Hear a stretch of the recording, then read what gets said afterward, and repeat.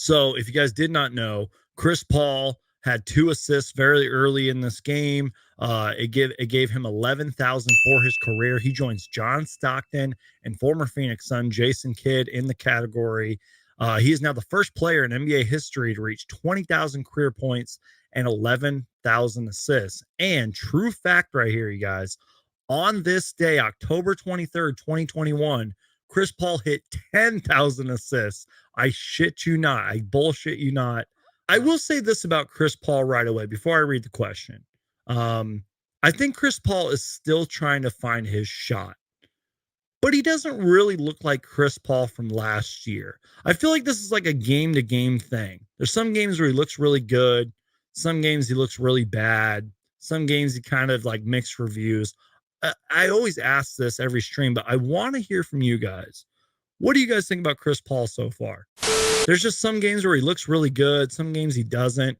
I'm not really worried too much offensively with Chris Paul, but I think it's everything else. I don't know if we're seeing that fire from Chris Paul like we were last year. I think offensively he's fine. I don't know if we're necessarily seeing the take over Chris Paul like we've seen last year, but maybe that's why his shooting percentages and his shots per game and everything are so bad. Like tonight, 3 for 11 from the field, 1 for 8 from three. Even at one point, I was like, Chris Paul's taking way too many threes. But in all fairness, at the very first three, they left him wide open. But yeah, pretty bad. 3 for 11, 1 for 8 from three. He did have 11 assists and 8 rebounds and 7 points. So if he would have hit one more three, he almost would have had a triple double, but and a couple more rebounds, but I don't know, just something just seems strange with Chris Paul. I thought during the preseason he was really, really good, but I just don't know. Maybe I'm missing something.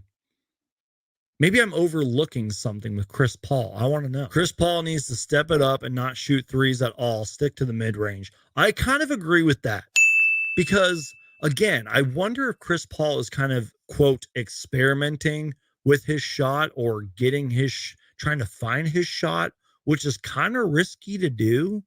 But you really should be the aggressive Chris Paul that we all know and love, the takeover Chris Paul that we all know and love, and get those mid-range shots and take over a game like we've seen Chris Paul do countless times.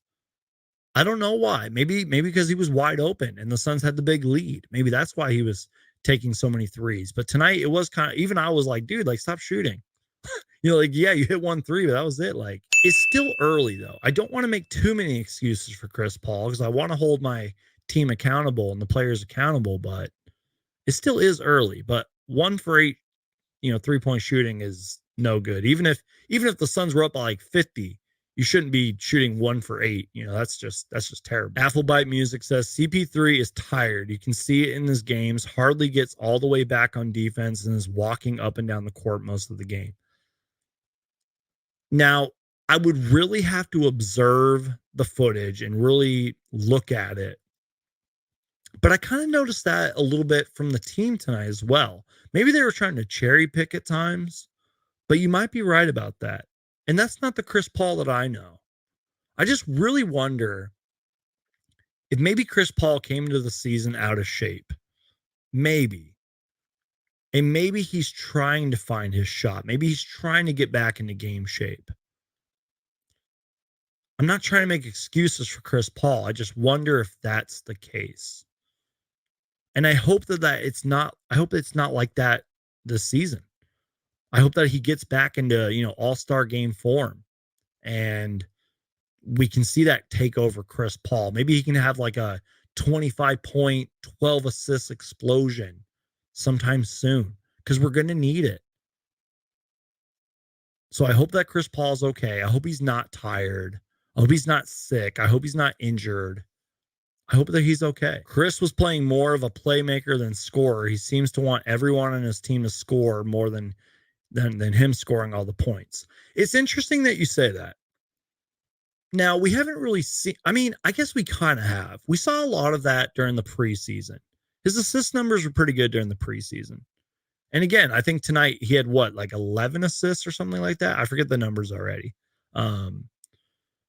But Monty Williams made a random comment that I don't feel like we've really seen too much of, but he said something along the lines of like Chris Paul wants to get going early, but sometimes they read the game a little bit. And maybe that was the case tonight. Maybe Chris Paul knew the Suns were up early and they were going to win. So he tried to get everybody going. But I want to see Chris Paul take over. I really do. I want to see Chris Paul just have a dominant mid-range game, high shooting percentage performance. I really do.